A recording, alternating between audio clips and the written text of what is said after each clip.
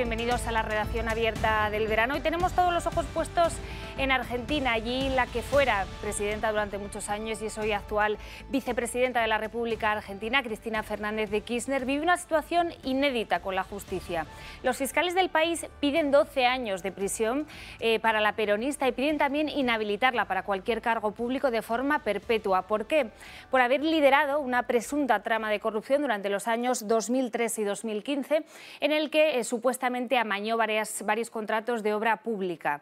Las defensas van a poder llevar a cabo sus alegatos durante el mes de septiembre y hasta el mes de diciembre no se verá a la luz esa sentencia que podría girar la vida política y personal de Cristina Fernández de Kirchner. En España ya se han producido las primeras reacciones a esta petición de 12 años de cárcel para la vicepresidenta y vienen desde el lado de Podemos. Ya saben su afinidad con el gobierno de la expresidenta Fernández de Kirchner. Ellos dicen que se solidarizan con la situación de la peronista, ya que su situación, esa petición de 12 años de cárcel, se debe, dicen, a la persecución mediática y judicial que viven los gobiernos progresistas. Hoy Yone Belarra, la ministra de Derechos Sociales, se hacía partícipe de esa petición de solidaridad con la expresidenta Fernández de Kirchner en su cuenta de Twitter. Y tenemos que hablar de más asuntos. Ya saben que seguimos también con todas las miradas puestas en la guerra de Ucrania, que lleva más de 6 meses en activo y que podría dar un giro después de ese asesinato con un atentado bomba a la hija del ideólogo de la guerra de Ucrania, de Alexander Dugin. Su hija ya podría tener una presunta asesina, una cabeza de turco para Rusia, que acusa directamente a una joven llamada Natalia Bok. Ella es ucraniana, es miembro del batallón Azov, esas milicias que para los rusos son de ultraderecha. Ella supuestamente, según argumentan desde el Kremlin, habría entrado en el país exclusivamente para matar a la hija del filósofo, la habría seguido durante semanas y habría acabado con su vida para después huir a Estonia. Desde Ucrania lo niegan, por supuesto, dicen que ellos no son un país terrorista, pero ojo porque, como decimos, este asunto podría dar un giro final a esta guerra de Ucrania. Desde los sectores más nacionalistas y más ultrarrusos ya piden la guerra total contra Ucrania y piden también entrar directamente en la ciudad de Kiev.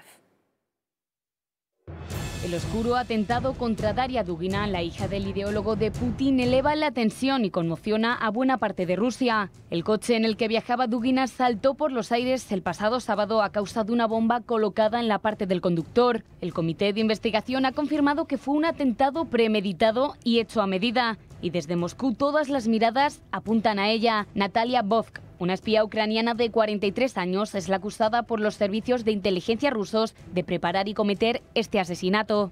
Las autoridades rusas aseguran que la espía llegó a Rusia en julio junto a su hija de 12 años y alquiló un apartamento en el mismo edificio de viviendas donde residía Dugina para espiarla durante semanas. Y tras el crimen, la espía salió del país en un coche de matrícula ucraniana. Las reacciones no se han hecho esperar. Vladimir Putin califica lo ocurrido de un crimen vil y cruel, mientras que el padre de la fallecida filósofo y analista ruso, considerado el cerebro de Putin, ha pedido que la muerte de su hija no sea en vano y asegura que no quiere la venganza sino la victoria. Ucrania, por su parte, se desvincula, niega totalmente tener ninguna relación con el atentado y culpa las fisuras internas dentro del Kremlin. Pero lo cierto es que este asesinato ha crispado los ánimos de la élite rusa, que pide ahora guerra total contra Ucrania y derribar por completo el gobierno de Zelensky. Un terrible asesinato que deja al descubierto varias incógnitas. ¿Ha sido una operación diseñada para justificar el conflicto y la represión interna en Rusia o ha sido mano de la inteligencia ucraniana?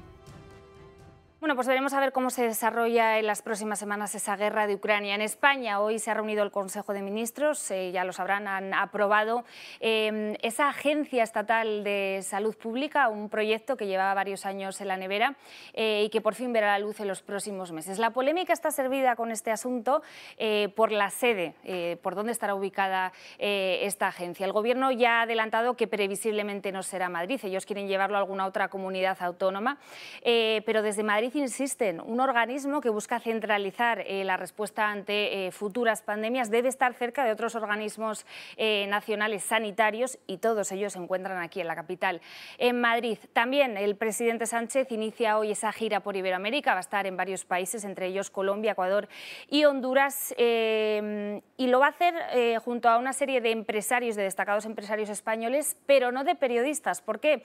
Bueno, pues porque Sánchez solo ha acreditado a un medio, no hace falta que les diga cuál, acudir a este viaje junto a él en el avión presidencial. Se terminan las vacaciones para algunos, pero para otros no han hecho más que empezar. Sánchez despliega su agenda internacional por Hispanoamérica, eso sí, tras dar puntada con hilo en el Consejo de Ministros. Hoy se ha aprobado la declaración de zona gravemente afectada a los territorios que han sufrido por los incendios de este año, como el de Begís y Valdevo, y otros asuntos como la aprobación del nuevo Centro Nacional de Salud Pública, que estará ubicado fuera de Madrid. Desde el Gobierno insisten en que debe estar repartido en todo el territorio nacional, pero desde la comunidad, los de Ayuso, lo califican de un error estratégico y, sobre todo, después del papel esencial que ha tenido la sanidad pública madrileña en los peores momentos de la pandemia. En definitiva, un aperitivo el de esta mañana que le ha llevado al presidente a poner rumbo a primera hora de la tarde a Hispanoamérica. Serán 3 los países que visiten esta nueva gira en la que se presentará como modelo de gestión de la economía. Y eso cuando la española es, de todas las de la Unión Europea, la última en recuperar su vigor de crecimiento previo a la pandemia. Será Colombia el primer destino, una primera visita al país presidido por Petro y que se produce apenas unas semanas después de la ofensiva contra Felipe VI por su actitud ante la espada de Bolívar, símbolo de la guerrilla. Le seguirán en su agenda también pasar por Honduras y Ecuador, y desde la Moncloa pretenden que le sirva al presidente para proyectar su imagen más internacional. Ya lo hizo con la OTAN y prevé que lo haga también en unos meses con la presidencia rotatoria de la Unión Europea. Para esta ocasión, Sánchez, que pretende cerrar por todo lo alto su primer mandato y revalidarlo, ha agraciado únicamente a la cadena SER para acompañarle en su avión privado. Bueno, pues como comentábamos anteriormente, ¿tiene sentido que una agencia que busca centralizar esa respuesta sanitaria en todo el país esté fuera de Madrid, esté en una ciudad como por ejemplo Oviedo o como por ejemplo Gerona, cuando se supone que debe dar esa respuesta conjunta con otros organismos nacionales e internacionales? Se lo vamos a preguntar a Antonio Burgueño, él es exdirector de Hospitales de la Comunidad de Madrid, ya nos está escuchando. Antonio, muy buenas noches, ¿cómo está? Hola, buenas noches. Bien, ¿y usted? Pues muy bien. Hablábamos de esa agencia estatal de salud pública que ha aprobado hoy y que se va a ejecutar en los próximos meses. La polémica está servida, como decíamos, por la ubicación de esta agencia. A mí me gustaría repetirle esa pregunta. ¿Es práctico que una agencia que busca coordinarse con el resto de organismos nacionales y también, por ejemplo, con la OMS, con organismos internacionales, no se encuentre en la capital de España? No, por la conexión con vamos a ver, mi idea, desde luego, es que es una barbaridad, pero no por la conexión con la OMS en Ginebra o con la conexión con 17 comunidades autónomas, sino es un error porque la agencia tiene una función que le va a dar al Ministerio de Sanidad, y le ha dado al Ministerio de Sanidad, una relevancia, pues digamos el 60 o el 70% de la importancia que puede tener el Ministerio de Sanidad, pues está basado en la salud pública, porque las demás funciones están transferidas, incluso la salud pública está transferida a las 17 comunidades autónomas. Pero esa función centralizadora de la agencia le da al Ministerio una personalidad que, ya digo, le va a ocupar no menos del 60% de la relevancia del Ministerio. Por lo tanto, pues qué sé yo, en el Ministerio. Quiero decir que realmente si las funciones del Ministerio van a estar en dos agencias, una la del medicamento y otra la Agencia de Salud Pública, y la de medicamentos la deja con el Ministerio, o se les ocurrirá algún día mandarla fuera, pues que se ve el Ministerio fuera y será el primer ministerio que salga de la Comunidad de Madrid. Es que no tiene ninguna lógica. Es un organismo muy entroncado con la ministra, con el ministro de turno, con el equipo ministerial de turno, en momentos críticos de la sociedad española, que no hace falta inventarse, porque todo el mundo es consciente de la relación inmediata que ha tenido que tener la Agencia de Salud Pública la agencia, lo que era la Dirección General de Salud Pública, con el Ministerio. Se ha vivido, todo el mundo se ha percatado, todos los españoles nos hemos percatado de lo que es precisamente esta proximidad con el Ministerio, con la ministra, y la ministra con el órgano de gobierno, que naturalmente, si hay que tener una agencia de salud pública, pues conviene tenerla donde radica el Ministerio.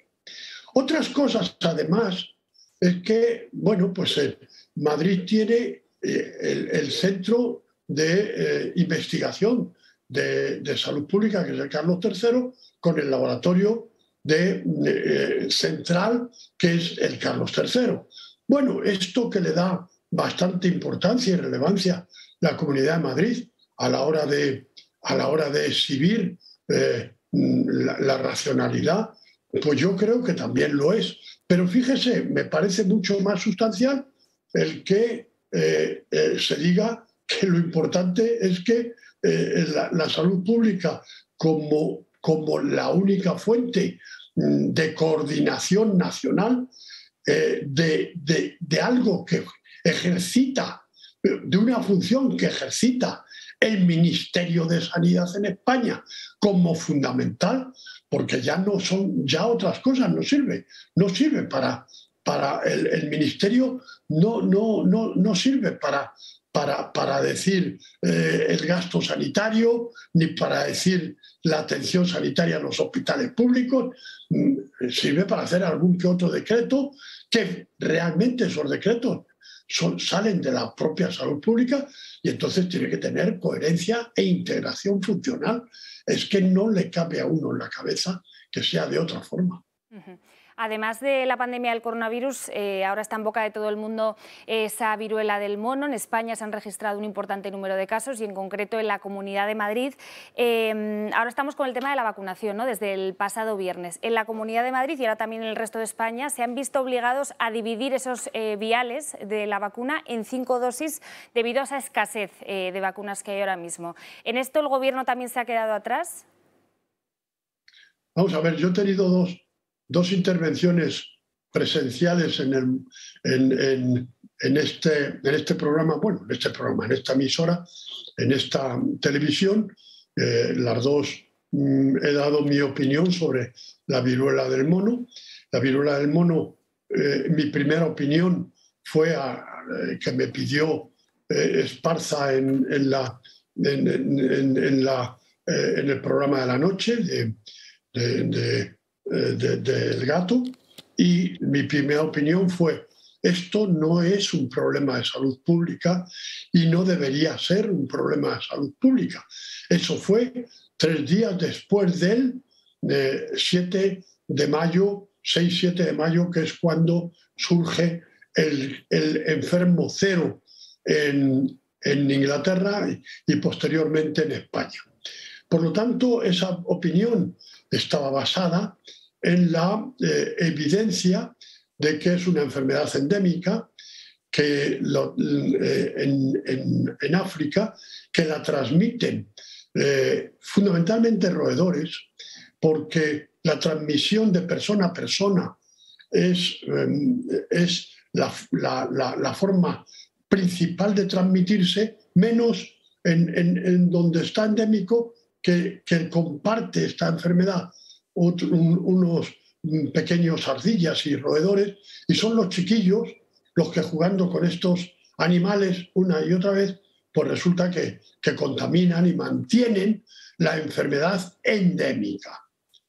Lo que no cabía pensar es que esta enfermedad entrara en Europa y en el mundo civilizado precisamente a convertirse en una enfermedad endémica.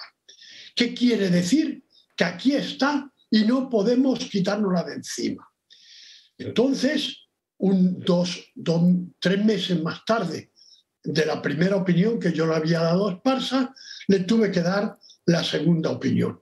Es lamentable que los sistemas de salud del mundo sean incapaces de mandar la viruela del mono al exterminio dentro de nuestras sociedades. Es sorprendente la poca capacidad que tienen la sanidad pública de los países. Desde luego España lidera la intensidad dentro de los 20.000 o 22.000 casos que hay en el mundo en este momento. Nosotros tenemos 6.000 y por lo tanto está liderando la incapacidad para saber exterminarla por una serie de razones cuya síntesis lo voy a decir. Esta enfermedad se produce por contacto de piel a piel. O sea, necesitamos que una persona que tiene unas erupciones contacte su piel erupcionada con pústulas con otra persona con una piel sana. Y este contacto piel a piel, pues realmente está siendo tan frecuente, tan fluido, tan desorganizado, que tenemos en estos momentos 6.000 casos en España. ¿Qué quiere decir? Que hemos sido incapaces de cortar la barrera de transmisión entre piel de una persona y piel de otra persona. Todo el mundo sabe que esto está ocurriendo en unas relaciones interpersonales en las cuales parece que el dar opinión sobre la transmisión de la enfermedad es dar opinión sobre las relaciones de dos personas o de varias personas. No damos la opinión, ni muchísimo menos a mí se me ocurre dar la opinión sobre el contacto de varias personas. Lo que se me ocurre es decir que alguien que ha sido visto por un médico y que tiene una pústula, yo le estoy poniendo la mano, pero en otra parte del cuerpo, y la mayor parte de las partes del cuerpo, es decir, el 56% son anogenitales. Por lo tanto, que cuando una persona se le visualiza y se le diagnostica la viruela del mono, no se le da instrucciones de aislamiento. Y esas instrucciones de aislamiento son instrucciones severas de aislamiento y de responsabilidad entre las personas, como responsabilidad interpersonal con quien vayas a contactar de inmediato o con la sociedad en conjunto, porque realmente lo que tiene que tener una sociedad y esa agencia de salud pública es capaz de intervenir unas relaciones en las cuales alguien que no es capaz de decirle a otra persona estoy enfermo, probablemente tendría que intervenir un juez para decir si ha habido ocultamiento de una persona que supiera que tiene la enfermedad sobre otra que no la padece y se la transmite. Y esa es una cosa importante. Y otra cosa importante es que el que no solo se puede transmitir por ahí, sino de una forma más infrecuente, si estas pústulas las tiene en mi mano, el coger un papel o coger una sábana donde yo voy a dormir y que tiene y no decir que estoy durmiendo en un hotel donde estoy contaminando la sábana y que alguien venga a recoger la sábana y contaminarse de ella, evidentemente todo esto empieza a ser una sociedad irresponsable, para lo cual los sistemas de salud del mundo desde hace muchísimo tiempo se han nutrido de normas para poder decir que esta persona debe ser aislada y además de ser aislada, que intervenga si es necesario un juez para hacerlo. Pues Antonio Burgueño, tenemos que dejarlo aquí, nos quedamos con ese mensaje. Muchísimas gracias por atender a esta entrevista y estamos en contacto. Muy buenas noches. Pues encantado, Marina. Buenas noches. Bueno, pues dejamos a un lado el panorama sanitario. Es momento de abrir la mesa política con todos esos temas de calado nacional y para ello saludamos ya a los tertulianos que nos acompañan esta noche. José Rosiñol, ¿qué tal? Muy buenas noches, ¿cómo estás? Yo muy bien, ¿y tú cómo andas? Muy bien, pues aquí estamos. Y Miguel Ángel Perales, politólogo, muy buenas noches. Buenas noches, Marina. Estreno. Muchas gracias. En esta tertulia. Bueno, pues como decíamos, momento ya de hablar de cuestiones nacionales. Hoy se reunía el Consejo de Ministros para aprobar el funcionamiento de esa Agencia Estatal de Salud Pública y además aprobaba la declaración de zona catastrófica de todas aquellas zonas. Ya saben que durante el verano han ardido miles y miles de hectáreas de muchas tierras españolas y desde hoy estas zonas tendrán esa declaración, ese nombramiento de zona catastrófica. Una petición que, por cierto, mientras Pedro Sánchez se encontraba de vacaciones y en el momento en el que los incendios seguían activos, ya pedía el Partido Popular, lo hacía el pasado 19 de agosto, lo hacía la formación de Alicante, pedía esa declaración de zona catastrófica, en este caso para algunas zonas de la Comunidad Valenciana que ya saben que ha sido especialmente afectada por los incendios en las últimas horas. Ahora Pedro Sánchez se pone la medalla, pero mientras él estaba de vacaciones ya decimos que ya lo había pedido la formación de Alberto Núñez Feijóo. Bueno, no es el único asunto, el único roce que existe en estos momentos entre ambas formaciones. Ya saben que tienen pendiente esa renovación del Consejo General del Poder Judicial. No hay vistas de que esta situación se desbloquee, pero el peldaño anterior es esa renovación del Tribunal Constitucional. El Gobierno quiere imponer su mayoría progresista, pero antes depende de que el Consejo General del Poder Judicial nombre a sus dos magistrados. Uno de los nombres que estaba encima de la mesa era el de Manuel Marchena. Él es el juez que redactó la sentencia del Procés y también es el presidente de la Sala Penal del Supremo, pero él ya ha dicho que no quiere ocupar ese cargo, que declina esa oferta de ser uno de los nuevos magistrados del Tribunal Constitucional. Esto lo que hace es ralentizar un nombramiento, unos dos nombramientos que deberían ver la luz el próximo 13 de septiembre, pero que no está claro. Hay voces que apuntan a que determinados vocales del órgano de los jueces van a intentar ralentizar esta situación porque no están de acuerdo con esa contrarreforma que aprobaba hace unas semanas el Gobierno de Pedro Sánchez. Os pregunto a vosotros, ¿qué futuro le veis? ¿Veis que es posible que en unas semanas tengamos ya renovado ese Tribunal Constitucional, esa propuesta del CGPJ? Bueno, por hacer un apunte inicial, como bien mencionabas, el principal problema es la contrarreforma que se aprobó y que tenía como único objetivo marcar una fecha límite para presionar al resto de instituciones en la hora de renovar el Tribunal Constitucional.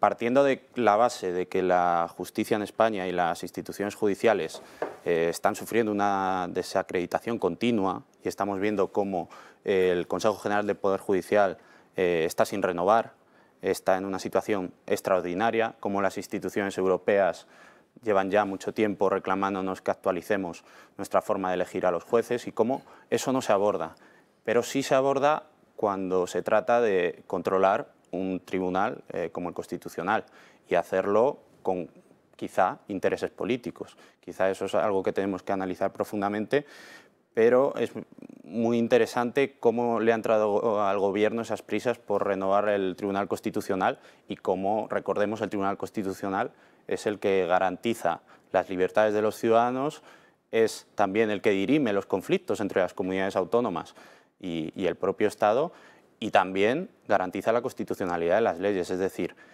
¿por qué tanto interés en llevar a cabo esa renovación y tantas prisas en pleno verano? Pues habrá que preguntárselo también al Gobierno, ¿no? Bueno, la verdad es que una de las claves son los tiempos, ¿sabes? Y en verano se lanzan globos sondas porque tampoco hay mucha atención mediática. Sabéis que el ejército soviético casi siempre invadía países en Navidad o en verano. Pues llegas de verano y de repente habían invadido Afganistán o de vacaciones estaban en Kabul o habían hecho República en Checoslovaquia, Hungría o lo que fuera, ¿no? Es una cuestión de tiempos que lo maneja muy bien el Partido Socialista, Sánchez lo maneja muy bien y maneja muy bien los hilos de los tiempos y los momentum, ¿no? Pero yo creo que aquí la clave del Tribunal Constitucional, y yo desde mi punto de vista la veo en el debate sobre el Estado de la Nación. No sé si recordáis que nuestro presidente, Pedro Sánchez, recalcó el tema del pronunciamiento del Tribunal Supremo de Estados Unidos respecto al aborto, que básicamente decía que era una cuestión de cada Estado que decidiese, que ya es Estados Unidos, es un Estado muy descentralizado en muchos aspectos. Hizo un comentario, más o menos, no recuerdo la literalidad, pero más o menos, espero no equivocarme mucho en lo que decía. Decía, es que hay un Tribunal Supremo, es como una espada de Damocles encima de las leyes que nos hemos dado al pueblo y los avances en los derechos. Es decir, su posicionamiento era como es un previo en caso de que yo no pueda controlar el Tribunal Constitucional y el Constitucional derogue o matice algunas de las acciones que ha hecho este gobierno. Es decir, si tú ves el continuum de esta línea narrativa, arranca de ahí que, vamos, que un presidente de gobierno de una democracia ponga en cuestión lo que es un Tribunal Supremo. Bueno, yo me quedé, vamos, petrificado, que mira que ya es difícil petrificarse con Pedro Sánchez, pero me quedé petrificado escuchando todo esto. Pero el siguiente paso es ¿por qué y para qué? Los para qué son los importantes casi siempre. ¿No será que en un momento dado, cuando el Tribunal Constitucional, como pasó con el Estatuto de Cataluña, ¿os acordáis de todo esto?, se pronuncie para garantizar nuestras leyes y nuestras libertades en contra de los intereses de Pedro Sánchez, no justifique una campaña contra ellos, una campaña electoralista?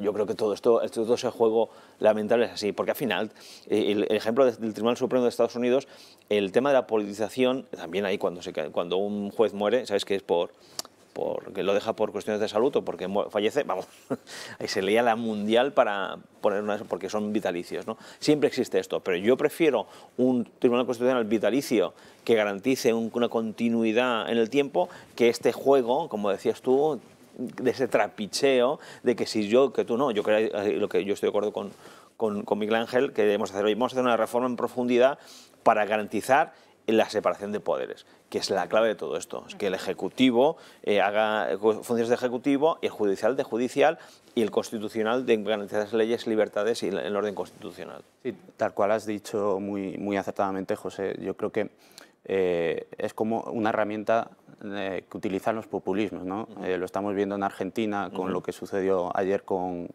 Kirchner. Hemos visto cómo cuando se acusa o se saca una sentencia, lo estamos viendo con la sentencia de los ERES, los poderes políticos tratan de hablar de tribunales que están politizados, cómo se habla de que esas sentencias no tienen validez jurídica porque hay unas influencias políticas, persecuciones políticas, etcétera, etcétera.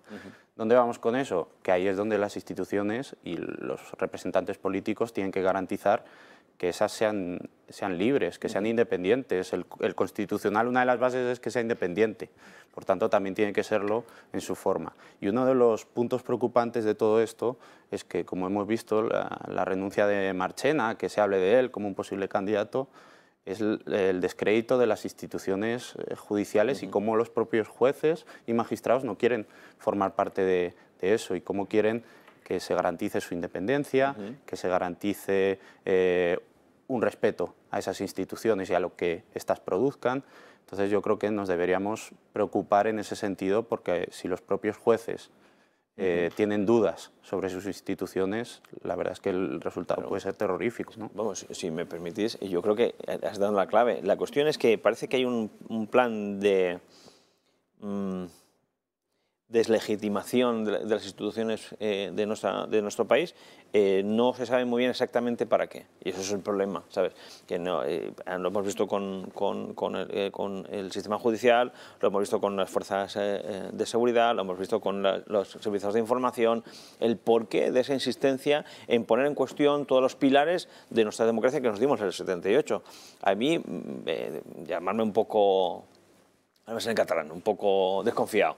Sí, pero oye, si estás con tus socios, son todos aquellos los que no creen en España, los que no creen en la democracia del 78, lo que quieren laminar este país, hacerlo lo más débil posible para llegar a sus objetivos, yo me preocuparía. Y desde aquí, desde yo como un ciudadano de a pie, de término medio-bajo, yo estoy en la media-baja de todo, yo llamaría al Partido Popular o aquel que gobernase en la siguiente legislatura, abordar temas de calado y de profundidad de reestructuración y reforma de nuestro sistema para blindar sobre esos populismos, que ese es el problema. Yo entiendo que ahora el Partido Popular o quien fuere, con quien fuere, le va a tocar, vamos, arreglar un estropicio económico, pero vamos, mayúsculo, pero que no sea óbice de que tenemos que arreglar algo en profundidad que va mucho más allá del ciclo económico, que eso también pasará, este ciclo económico también pasará. Pero si no se refuerzan estos sistemas, estas instituciones, esta percepción de la población, ostras, Houston, tenemos un problema enorme. Y yo espero que Feijóo y su equipo tengan la visión, yo creo que sí, tengan la visión y no se dejen solo hacer foco en lo urgente y no dejen lo importante. De todas formas, bueno, es una manera de presionarse entre ellos. Esta información la ha publicado hoy El País, la información del juez Marchena. Yo creo que también es una manera, igual que cuando filtraban ese acuerdo entre Casado y entre Bolaños de hace unos meses, es una manera de presionar al Partido Popular, ¿no? Por supuesto. Lo estamos comentando antes de entrar, Miguel Ángel y yo. Es que al final son unos magos de la provocación y unos magos de poner las zanahorias y que vayamos todo el mundo Claro, cuando veían que este plazo que ellos mismos se pusieron no conseguían certificar esa renovación del Tribunal Constitucional, pues se han dado cuenta que tenían que actuar, y cómo están actuando pues lo estamos viendo, con esas filtraciones, con esa creación de dudas y no tomando la responsabilidad que al final le compete al gobierno, ¿no? Y hoy lo de Marchena pues es una mala noticia porque corresponde entraba dentro de los del Consejo General del Poder Judicial, pero también falta por ver también qué nombres van a salir por parte del gobierno, quiénes van a ser esos dos. Y yo creo que es muy interesante también, el Partido Popular mencionó la idea de que se garantizara que esos jueces, esos magistrados no tuvieran un vínculo político, no hubieran tenido cargos políticos. Creo que es por lo menos una de las vías para ir un poco amoldándonos a los estándares que nos recomienda la Unión Europea y que nos exige. Bueno, el Partido Popular aquí, si me permitís, también tiene su parte de responsabilidad en todo este asunto, porque tampoco ha puesto nada de su parte para desbloquear esta situación que nos afecta a todos, al final a los intereses de los españoles, ¿no? Sí, yo, más que responsabilidad,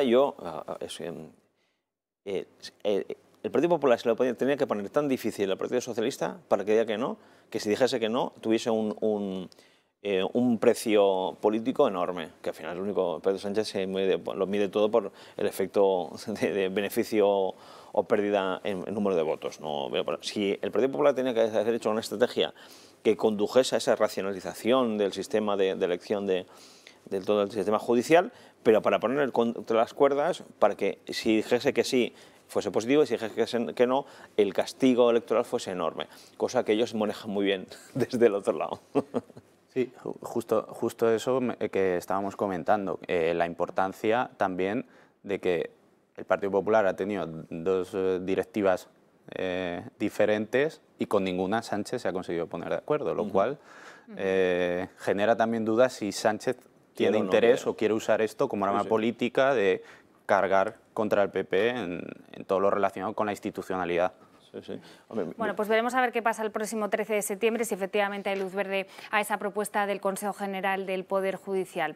Volvemos ahora a otros temas que afectan al Gobierno. Ya saben que el jueves tendrá que pasar el Gobierno de Pedro Sánchez una nueva prueba y será la de poder convalidar ese polémico plan de ahorro energético. ¿Qué le ha dicho el Partido Popular, de cuyos votos podría depender esta convalidación? Que solo dará su ok si se eliminan todas esas medidas frívolas, como por ejemplo ese apagado de escaparates, esa limitación del aire acondicionado. Bueno, pues parece que los planes del Gobierno van por otro lado, porque según se hacen eco hoy algunos medios, el Gobierno ya estaría estudiando la fórmula de en los sucesivos meses poder entrar en los hogares españoles, poder limitar ese consumo y también restringir en Navidad ese alumbrado navideño. Son muchos los españoles que llevan varios meses afirmando que España va camino de Venezuela, una teoría que cobra cada vez más sentido al ver las últimas medidas que está aprobando el Gobierno: calefacción a 19 grados, aire acondicionado a 27, restringir el uso de luz en los escaparates por la noche, y ahora Teresa Rivera apuesta por, atención, apagar los monumentos y restringir el alumbrado navideño. El Ministerio para la Transición Ecológica se encuentra preparando el nuevo plan de ahorro energético ante el posible corte de gas por parte de Rusia, unas medidas que tendrán un gran impacto para los ciudadanos, económico según el gobierno, social según los españoles. Y es que los nuevos cortes de luz podrían afectar también al alumbrado público, tal y como ha explicado el director general del Instituto para la Diversificación y Ahorro de Energía. Hay que recordar que el alumbrado público tiene una función muy importante, que es la seguridad ciudadana, por supuesto. Por tanto, en ningún caso se vería limitada, ¿no? O llegaríamos a límites donde se pueda poner en riesgo la seguridad ciudadana, pero puede haber determinados tipos de alumbrado que podamos llegar a la conclusión de que sea prescindible. Un apagado que también podría afectar al famoso alumbrado navideño, ya que según él no tiene sentido que estén las luces encendidas toda la noche, un hecho que contrasta con la nueva propaganda del Ministerio de Teresa Rivera, que pretende instruir a los españoles en transición energética. Y atención, porque esta campaña costará 4 millones de euros, unas medidas que llegarán el próximo jueves al Congreso y que son duramente criticadas por la oposición. Pero el no por el no del gobierno, fíjese, lo entendemos, porque no le dejan. A lo mejor el gobierno querría sentarse con el PP, pero sus socios no se lo permiten, ni sentarse ni acordar. Estamos haciendo propuestas serias. Tienen 24 horas, mañana hay un Consejo de Ministros. Relean el documento, retiren las frivolidades. Pese a estas reacciones, todo apunta a que este invierno será duro y que los españoles tendrán que vivir casi a oscuras. Bueno, pues 4 millones de euros se va a gastar el Ministerio de Teresa Rivera en concienciarnos a los españoles sobre el ahorro energético, mientras que Pedro Sánchez pues utiliza el Falcon para recorrer 25 kilómetros. A mí la duda que me entra ahora es qué le va a parecer a Abel Caballero este tema del alumbrado navideño, el que vive de esa Navidad. Yo estaba pensando si en esos cursos de formación para ahorro energético se va a apuntar a Abel Caballero, ¿no? Yo creo que es muy interesante ver cuál es la reacción. El otro día decía que si no encendía las luces, Putin ganaba. O sea, estas cosas que tienen los populistas también a nivel municipal. Pero yo creo, y sobre todo lo que estamos viendo, lo comentábamos antes con el tema judicial, pero lo estamos viendo ahora con este tema de la convalidación del Real Decreto Ley.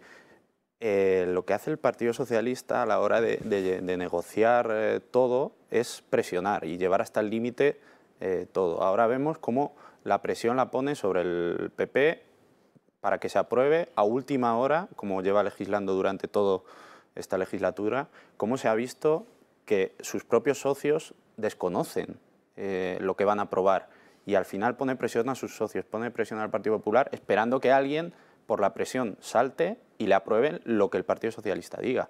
Y eso también deja mucho que desear a la hora del desarrollo de la legislación, porque es que esto es urgente, pero es que ha tenido tiempo de negociar y no ha querido negociar, porque lo estábamos viendo. Si en 24 le han dado un plazo de 24 horas y no han llamado a nadie esta mañana, el Gobierno ha salido atacando al Partido Popular, pues yo creo que es que no tienen demasiado interés en que el Partido Popular vote a favor. No, pero seguro que llamadita a los de Esquerra ha habido. No, pues, seguro. Sí, sí. Fijaos, es que además el portavoz del Gobierno, la rueda de prensa del Gobierno, parece una rueda de prensa contra el PP, ¿sabes? Un aparato de propaganda contra el PP, una cosa que a mí me sorprende, que eso también se vincula con su nivel de preocupación e hiperventilación del Gobierno, comentábamos antes, ¿sabes? Esa obsesión PP es que realmente están preocupados, están nerviosos, ese nerviosismo está haciendo cosas extrañas, como bien decía Miguel Ángel antes. Pero nosotros vemos ahora que tenemos un problema sustancial, un problema geopolítico, de reposicionamiento de la energía. Por fin hemos despertado de la edad de la inocencia y vemos que la energía es un elemento de presión geopolítica, geoestratégica, en manos de populistas y dictadores como pues, Putin u otros. Si realmente la solución es no poner tantas luces de Navidad, es que nos están tomando el pelo, y hacer el puñetero pelo. Es que, ¿en serio me estás diciendo que un tema de grandes gasoductos que vienen desde Rusia, que es un error estratégico, que realmente hemos roto con Argelia en gran medida, no se sabe muy bien por qué, en el peor momento posible de la historia? ¿En serio que el tema es que esto me recuerda la gran recesión de 2008, ¿os acordáis del 2008? El plan E, que lo que era hacer aceras, ¿sabes? Que se pensaba que era Roosevelt con la New Deal, ¿sabes? Y hicieron un plan E que eran 8.000 millones, que eso era el chocolate del loro. Nos están tomando el pelo. Es que el problema es un problema de un calado de tal magnitud que lo que primero que tienen que hacer es hablar con los líderes europeos, hablar con Argelia, hablar con los Emiratos, hablar con Estados Unidos, activar el fracking.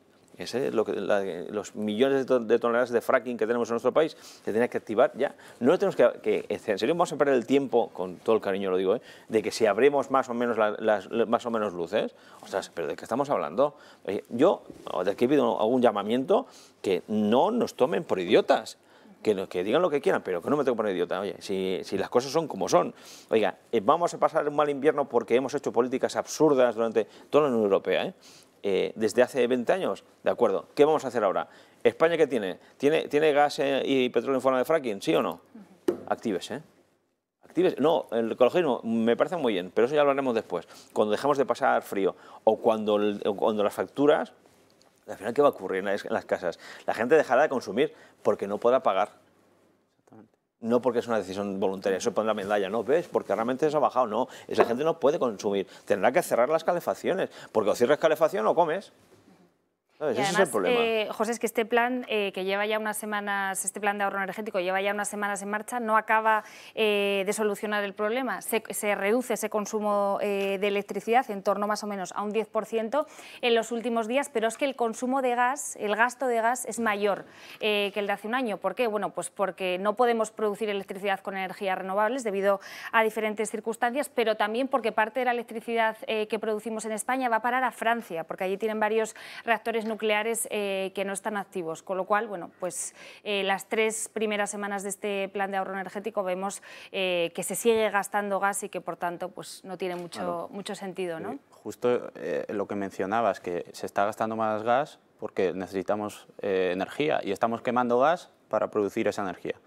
Y volviendo a lo que comentaba José antes, gastamos ese gas y lo compramos a Rusia por haber tomado decisiones totalmente desacompasadas en el tiempo y desacertadas respecto a uno de nuestros principales suministradores de gas, como es Argelia. Entonces, por un lado estamos criticando a Putin y poniéndolo como el peor de la película, que lo es, pero en contrapartida hemos conseguido que Rusia sea nuestro segundo suministrador de gas solo por detrás de Estados Unidos. Es decir, no enviamos todas las armas que nos pide Ucrania, como bien se han quejado últimamente, pero sí compramos gas a Putin. Hay una cierta incongruencia que es común en la acción de gobierno, pero que nos está llevando a depender de Rusia, a depender de las decisiones que tome Rusia, que por supuesto no van a ser en beneficio para este país, para España ni para la Unión Europea, y tampoco hay un plan que verdaderamente afronte los problemas que no van a ser de unos meses, van a ser estructurales durante un tiempo, durante unos años. Y bajar la calefacción, o sea, subir el aire acondicionado, no va a cambiar y no nos va a hacer salir de la guerra, ni creo que Putin esté temblando porque subamos una temperatura, el grado de... No, España no está contribuyendo a que termine la guerra. Tú lo mencionabas, por una parte no enviamos armas, se quejan desde Ucrania, pero es que por otra parte también suben las importaciones de Rusia respecto al año pasado. En torno a un 43% más que en el año 2021, importamos más gas porque es más caro, pero también otros productos. Yo creo que Ucrania no tiene que estar muy contento con su amigo Pedro Sánchez. Bueno, sí, dijo, si tiene los socios que tiene Sánchez. Y sus socios de gobierno decían que a los ucranianos que dejasen de combatir. ¿Sabes? Es como si cuando entraron las tropas nazis en Francia, oiga, usted no combatan, que es igual, que no van a ganar. En serio, esto están diciendo, eso lo decían sus socios de gobierno.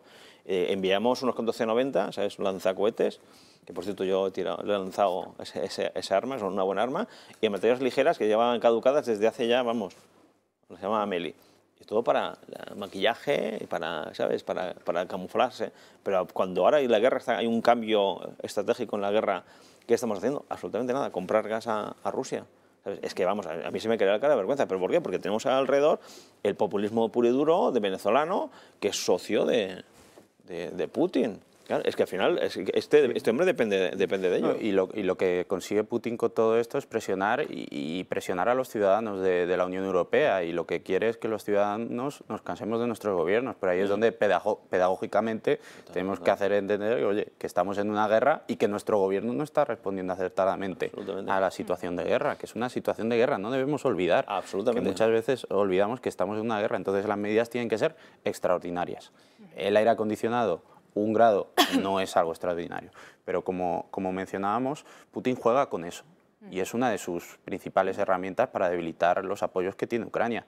Entonces, ahora aparecerán todos estos idiotas útiles que les llamaba a los que apoyaban a la Unión Soviética en su día, pues saldrán ahora a decir que no, que es que hay que firmar la paz, que es que por culpa de la guerra ahora no tenemos gas, no tenemos calefacción. Y, oiga, es que estamos en una guerra, pero estamos en una guerra totalmente ilegítima, ilegal y contraria a los derechos humanos. La culpa es de la OTAN. Claro, claro. ¿Sabes? Para debilitar. Pero fijaos, hay documentos desde los años 80 o incluso antes que dice que el KGB, el antiguo KGB, gastaba el 80% de sus presupuestos en maniobras de desinformación y narrativa de desinformación para dividir a los países. Y uno de los ejes, que esto no se pone encima de la mesa nunca, es nucleares no gracias. ¿Nucleares no gracias? El KGB, esto hay documentos de OTAN diciendo, oye, que esta gente se dedica a buscar el eslabón débil de la narrativa democrática de cada país para intentar debilitarlo. Ese OTAN no bases fuera, nucleares no gracias. Todo eso, bueno, no, que sois muy jóvenes, ¿no? Pero todavía sigue sucediendo, que es el problema. Claro, que 30, 40 años después son los mismos mensajes. Por eso, en este país no hay un debate serio diciendo en la reactivación del programa nuclear. Bueno, que se acabe la moratoria. Parece que, ¿no? Justo eso, que parece que por fin se va a tomar en serio esto y vamos a dejar de comprar electricidad a Francia, que produce nucleares, y vamos a dejar ya este infantilismo, como bien mencionabas. Y de repente Francia para 10 reactores nucleares para hacer una renovación ahora. A mí que Dios me perdone. Ahora que hablabas de Francia, bueno, mencionábamos antes las relaciones que hubieran sido clave en este momento para España con Argelia.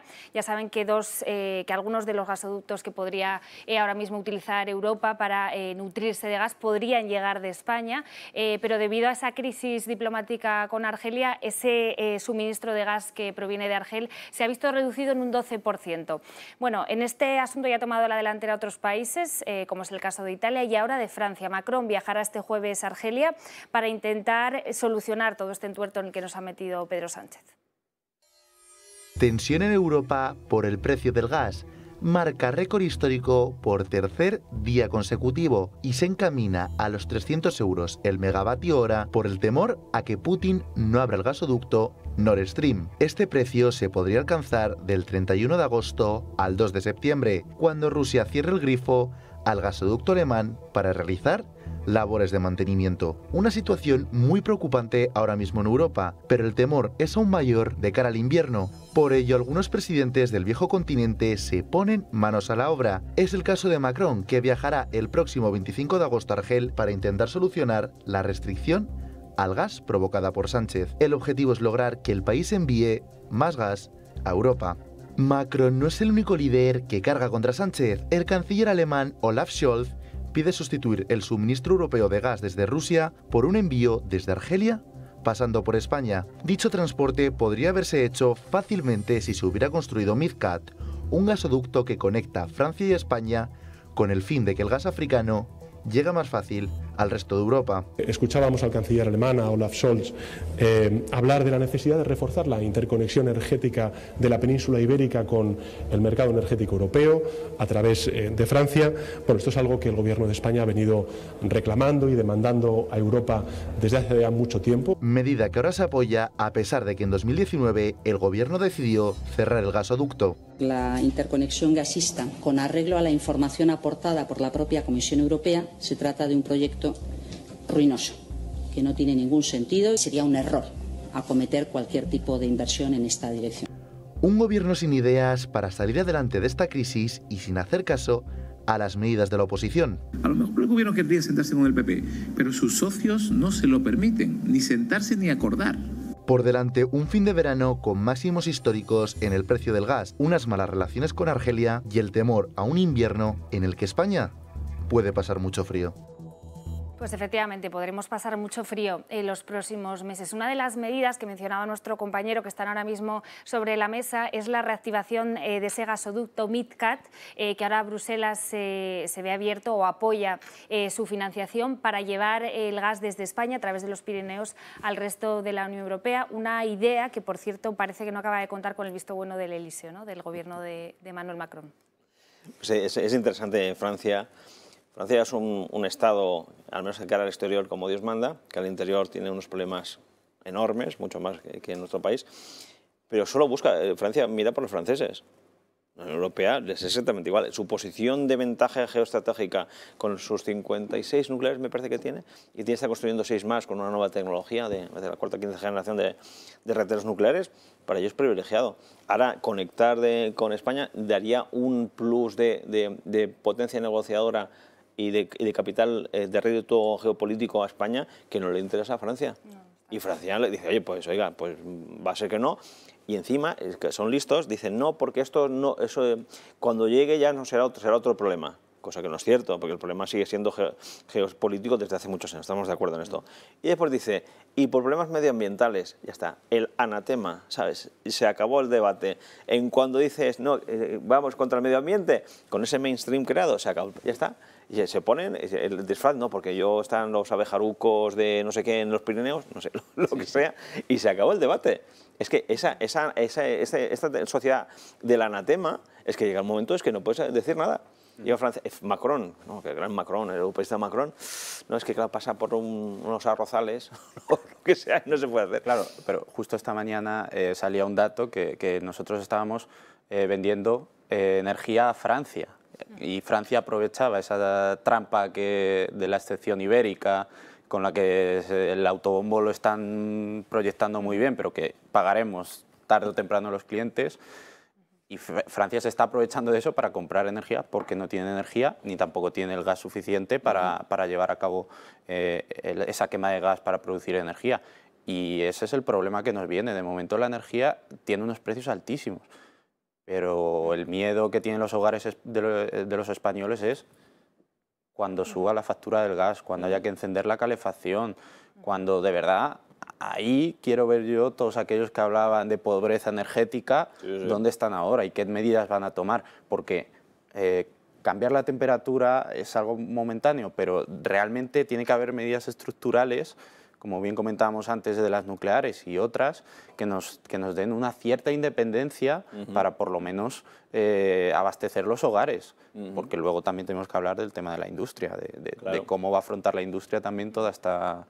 Y tenemos una gran suerte, que es que China está aflojando económicamente y eso hace que el empuje de los precios al alza por la demanda china no es muy fuerte. Y claro, si el escenario son 2025, en el momento que China arranque, te digo que la presión inflacionista se va a multiplicar por la capacidad de esa economía, ¿sabes? Con lo cual estamos en un gap de tiempo que o tomamos decisiones estructurales o lo tenemos muy complicado, porque esto al final se empobrecerá, la pobre clase media que nos queda en nuestro país se va a empobrecer y va a dar un salto hacia abajo, que por cierto es caldo de cultivo para los populismos. Bueno, más medidas de ahorro energético que proponen otros países. Hablábamos de Francia y precisamente en el país de Emmanuel Macron ya han propuesto llevar a cabo una reducción en el consumo de los aviones privados, de los jets privados. Allí se calcula que en torno al 10% de los desplazamientos aéreos se hace con este tipo de vehículos y ya se estudian pues una serie de medidas para disuadir de su uso y además se quieren exportar a toda Europa. Veremos, lo comentábamos antes, si en el caso de España pues se tomará ejemplo de esta medida que propone el gobierno de Emmanuel Macron cuando tenemos un presidente que, como decíamos, utiliza el Falcon para desplazarse desde Moncloa hasta Torrejón de Ardoz, que son unos 25 kilómetros. Me habéis dejado ahora muy preocupado. Ya no puedo llevar yo mi avión privado. Ya. Sí, claro, en España un poco los privilegiados. Exactamente, seguro que los españoles están impactadísimos por esta medida, pero lo que deberíamos hacer en España es empezar por los públicos, los aviones públicos, limitarles el número de viajes. Bueno, yo creo que son medidas que se tienen que tomar y que yo entiendo que estamos en una crisis como no habíamos vivido nunca en temas energéticos y se tienen que tomar medidas y todo forma de un conjunto, pero lo que veo es que todos los países tienen un plan y nosotros tenemos medidas puntuales, improvisadas. Ponemos la tirita. Exactamente, pero... sin negociar, sin realmente llegar a unos consensos. Quizás sería un momento de llegar a pactos, pero a 20 años vista, porque es que esto nos va a cambiar mucho nuestra forma de producir energía y de gestionarla. y los hogares españoles, darles información, qué tienen que hacer, dar facilidades al autoconsumo, es decir... Esto es mucho más serio. Pero, ¿y sabéis lo que yo percibo que hay algo? Todo esto es como estratos, y hay un estrato en el núcleo de todo esto que no sale mucho a colación, que es la gran mentira de la transición ecológica.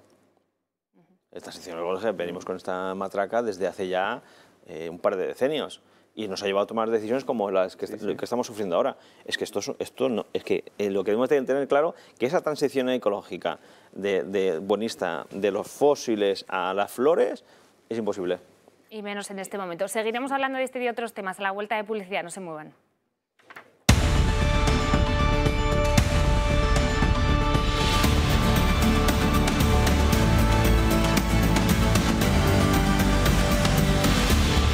Pues ya estamos de vuelta en la redacción abierta del verano. Hablábamos de ese plan de ahorro energético que previsiblemente se convalidará, o no, todavía no lo sabemos, el próximo jueves. Y no es el único escándalo que salpica en estos momentos el Gobierno. Abrimos ahora página de tribunales y lo hacemos hablando de esos contratos sanitarios, tantos y tantas administraciones que se han visto salpicadas por unos contratos sospechosos durante los meses más duros de la pandemia. Ya saben, el Ayuntamiento de Madrid, la Comunidad Valenciana, también el gobierno de Pedro Sánchez, en ese momento el Ministerio de Sanidad estaba liderado por Salvador Illa, no se ve exento de esta polémica. Ya saben que el Partido Popular llevó a la Fiscalía Europea varios contratos por valor de 300 millones de euros durante, como decimos, este tiempo de la pandemia. Uno de ellos, atención, lo publica hoy en exclusiva el diario ABC, estaría bajo la lupa de la justicia por haber sido la compra de 500.000 batas desechables con un sobrecoste, atención, de 10 millones de euros. Un contrato que se podría haber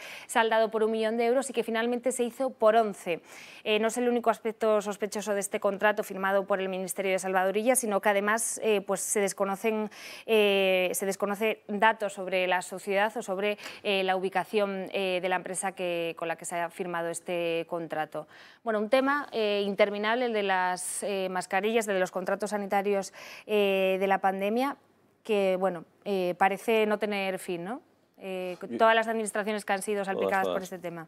Mira, hay cosas que yo no hablo de Illa, tampoco hablo del ayuntamiento, en la comunidad. En aquel momento había un efecto de sobredemanda brutal de según qué productos y hubieron, a ver cómo decirte, mucha especulación. Eso yo lo entiendo, pero lo que yo demandaría ahora es absoluta transparencia. Que le ha pasado a todos los gobiernos, esto no somos el único, ni seremos el último que ha ocurrido esto. Yo echo de menos una transparencia, le decía antes, la verdad. Oye, necesitamos estas batas, solo encontramos este proveedor y pagamos ese sobrecosto porque no... Oiga, es un efecto oferta-demanda, especuladores, jetas que hay por el camino, si alguien se ha llevado algo por el camino que entre dentro del proceso judicial, pero sobre todo transparencia. Y por otro lado, o sea, es que lo lamentable de la pandemia, de estos procesos de compra de la pandemia, es que las grandes corporaciones españolas hicieron compras, porque ellos tienen sus sistemas de compra a nivel mundial de forma mucho más eficiente que el gobierno, porque el gobierno no sabe comprar. O sea, además tenemos un Ministerio de Sanidad que era la nada existencial, estaba todo en las comunidades autónomas, no tenía funciones, no tenía personal, era algo casi testimonial. En serio, ¿por qué no hicimos convenios público-privados? Inditex lo hizo, Telefónica lo hizo, las grandes compañías tienen su trazabilidad de proveedores a nivel mundial. Claro, yo me imagino una Inditex, porque estamos hablando de batas ahora, ¿no? Un Inditex que tiene esos cuantos proveedores a nivel mundial, le dice, oye, quiero estas batas a este precio. Y si no, de aquí, cuando se acabe la pandemia, dejo de comprar. Ya te digo, ¿por qué no se hizo esto? ¿Por qué no se hizo? ¿Sabéis? Porque Podemos hubiera montado una crisis de gobierno. Pero ¿os dais cuenta que se antepone la ideología en la realidad? Claro, pero en este sentido lo que verdaderamente también es preocupante es que si la Fiscalía Europea ha intervenido y está abriendo este proceso, es que hay fondos comunitarios detrás. Y volvemos otra vez a esa gestión de los fondos que hace el gobierno y si esos fondos se gestionan de forma adecuada o no. Y verdaderamente esto es preocupante porque son unos fondos que la Unión Europea nos está concediendo, que Sánchez se ha encontrado con ellos, que le vienen muy bien para aplicar ciertas políticas, pero que se tienen que ajustar a lo que realmente eran. En este caso sería para todo el tema de financiación de productos médicos, en este caso las batas, y estamos viendo que era un sobrecoste de 10 millones de euros, es decir, costaba 10 millones de euros más. Hay casos más sangrantes que otros. Exactamente. ¿No? Y todos sabemos que era una situación súper complicada, que había una dificultad extraordinaria para conseguir todos los productos, en este caso las batas, pero hay sobrecostes y sobrecostes, y si la Fiscalía Europea y un órgano de esas características interviene, es preocupante. Total. Bueno, pues tenemos que hablar de un asunto más delicado. No sé si ustedes saben que ayer se cumplieron 6 años del asesinato de Diana Quer. Recordarán a esa joven que fue asesinada durante una verbena hace ya 6 veranos en Poblado Caramiñal, en la provincia de A Coruña. Bueno, su padre, bastante conocido pues, por promover esa campaña a favor de la prisión permanente revisable, no había tenido el valor suficiente para volver al lugar del asesinato de su hija hasta este verano. Contaba Juan Carlos Quer que al acudir a este lugar de veraneo se había encontrado pues, con un homenaje improvisado a su hija al lado de un cubo de basura. Él ha pedido al ayuntamiento de esta localidad, que por cierto es de signo progresista, es una coalición de izquierdas, pues buscar un lugar pues, en mejores condiciones para poder rendir homenaje a Diana Quer. ¿Con qué se ha encontrado? Con que este gobierno, en concreto el alcalde de esta localidad gallega, pues le ha dado largas. Él insiste en que se trata de un tema ideológico, en que al ser una persona bueno, pues que se ha mostrado tan a favor de la prisión permanente revisable, pues cuenta con el rechazo bueno, pues de una parte de políticos de signo progresista. Este asunto, bueno, pues veremos a ver si finalmente Diana Quer tiene ese lugar de homenaje en Poblado Caramiñal. Ahí vemos a Juan Carlos Quer, al padre de Diana. No sé si tenéis, si os apetece comentar algo de este asunto. Es que me parece todo tan deleznable. Es decir, que se anteponga otra vez la ideología, algo tan duro como perder a una hija, y una pequeña reparación de homenaje a esa situación por una cuestión de ideología. Me parece... Es que, vamos, se me ocurren unos cuantos adjetivos que prefiero no decirlos aquí en la televisión, pero realmente, oye, señores, el mayo de 2023, del año que viene, hay elecciones municipales. A los ciudadanos de esa población, yo les recordaría esto, que, ojo, fíjate a quién han elegido, que anteponen su interés ideológico a una reparación de una pobre chica que falleció en su localidad. Y es justo eso, si el único pecado que ha cometido su padre es defender que se haga justicia con algo que todos los españoles, vamos, excepto este alcalde y algunos otros más ideológicamente están en contra, pero yo creo que alguien que se ha movilizado por una causa que es justa, que la comparto, habrá gente que no, pero yo creo que eso no puede imposibilitar que se haga un homenaje en este caso, el asesinato de aquella chica, que causó conmoción en toda España. O sea, no.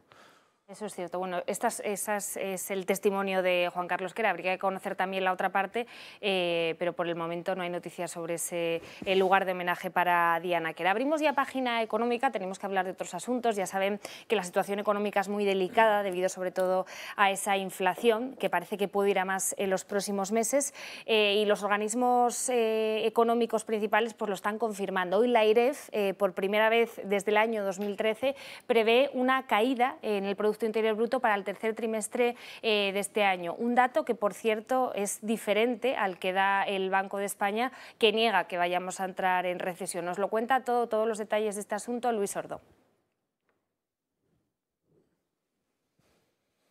Pues así es, el Banco de España contradice al Banco Central Europeo y niega que haya una recesión en nuestro país a corto plazo. Así lo confirmaba la subgobernadora del banco, Margarita Delgado, que reconoce también que no hay riesgo cero y que podría haber algunas complicaciones, como puede ser el corte de suministro de gas ruso a Europa. De esta manera contradice a la consejera alemana del Banco Central Europeo, Isabel Schnabel, que alertó de una recesión en la zona euro que coincidiría con los niveles de inflación. Ante este escenario, lo que recomienda el Banco Español y considera lo más importante es subir los salarios un poco por debajo de la inflación y que las empresas deben reducir los costes finales. Datos más que sorprendentes después de que ayer la AIREF proveyera un retroceso del 0,2% de la economía, teniendo en cuenta los niveles de julio.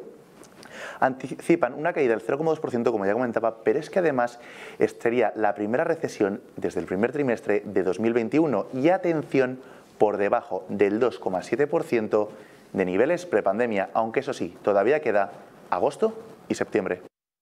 Pues muchas gracias, Luis. Como decíamos, previsiones de caída del Producto Interior Bruto en España. Ojo, porque en otros países que están en una situación parecida a la nuestra, con una inflación superior a los 2 dígitos, como es Reino Unido, ya han empezado las protestas en las calles. Los trabajadores quieren pues que les suban esos salarios y que se adecúen a esos niveles de inflación. Los sindicatos en España ya dicen que esta situación podría repetirse aquí en nuestro país.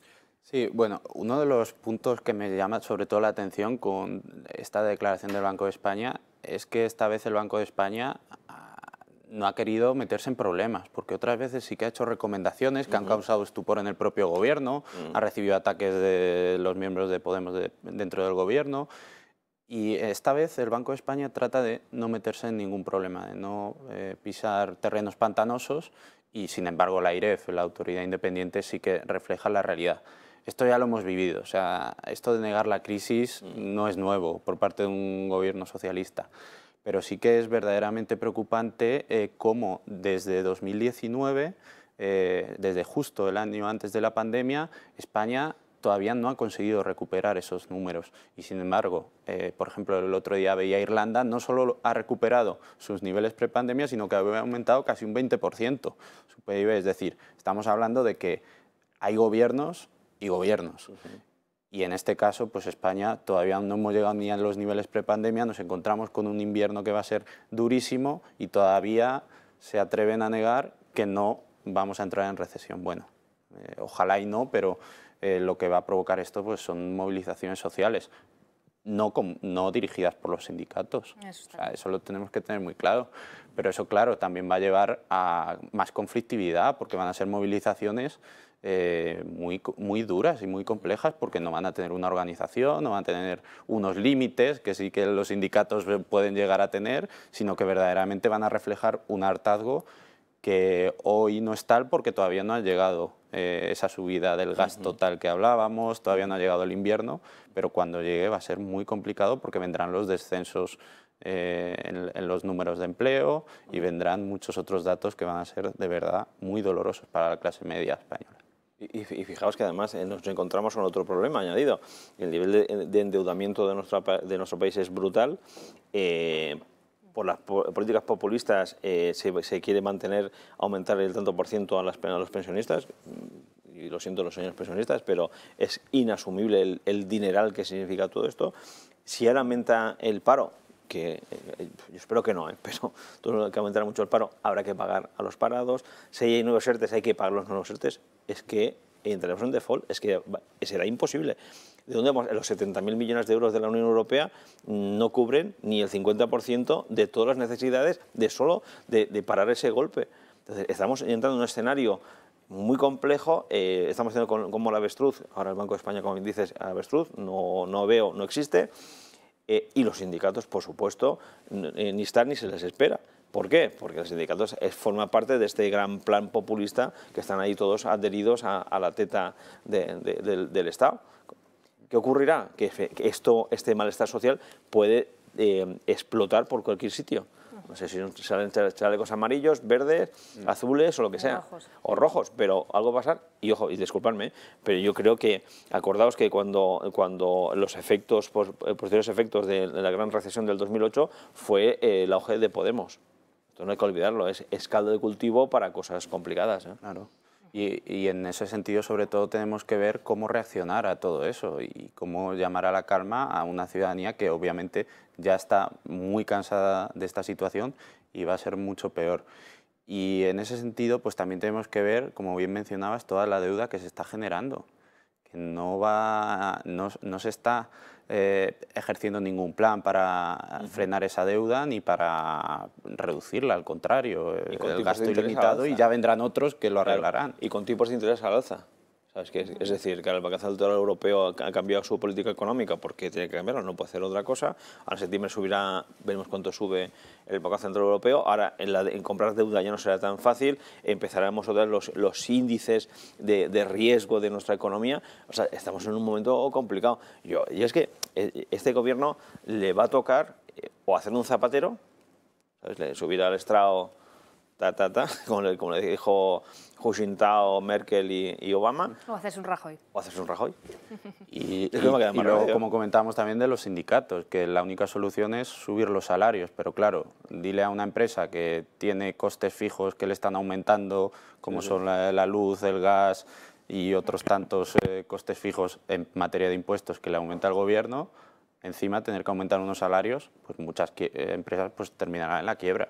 Quiebra o despidos, es que no queda más. Es que vamos, es que al final es como una casa, ¿sabes? Si tú gastas más de lo que ingresas, llega el momento que o dejas de ir de vacaciones o dejas de llevar a tus hijos a un colegio privado o apagas la calefacción.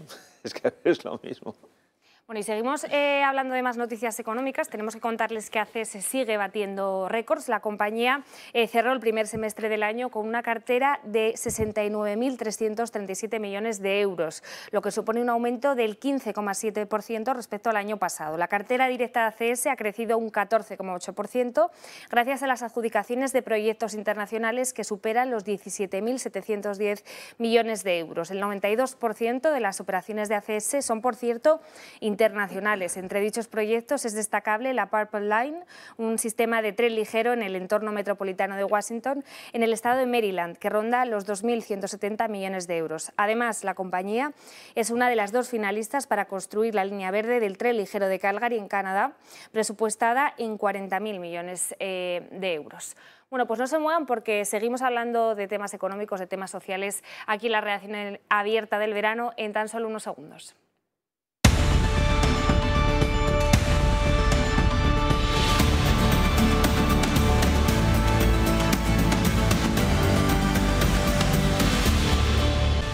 Ya estamos de vuelta en la redacción abierta del verano. Hablábamos de la complicada situación económica que atravesamos debido a la inflación y de cómo nos va a costar a los españoles encarar este nuevo curso que arranca ya la próxima semana. ¿Qué medidas ha tomado el Gobierno? Bueno, pues en primer lugar negar todos los datos, negar esa caída del empleo, maquillar los datos hablando de fijos discontinuos en vez de contratos temporales, por ejemplo, negar esos datos que dan muchos organismos internacionales en cuanto al crecimiento español y no tomar las medidas adecuadas. ¿Cuáles hubieran sido las medidas? Pues bajar los impuestos, deflactar, por ejemplo, el IRPF, bajar el IVA de los carburantes, bueno, un sinfín de medidas que han propuesto otros partidos y que el Gobierno no ha querido tomar, llevándonos a la situación en la que nos encontraremos dentro de muy poco. Lo resumimos todo en el siguiente vídeo.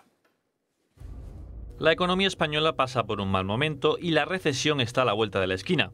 De hecho, nuestro país es el único de la Unión Europea que aún no se ha recuperado del mazazo del COVID. Las medidas del Ejecutivo no surten efecto y ahondan en los problemas ya existentes.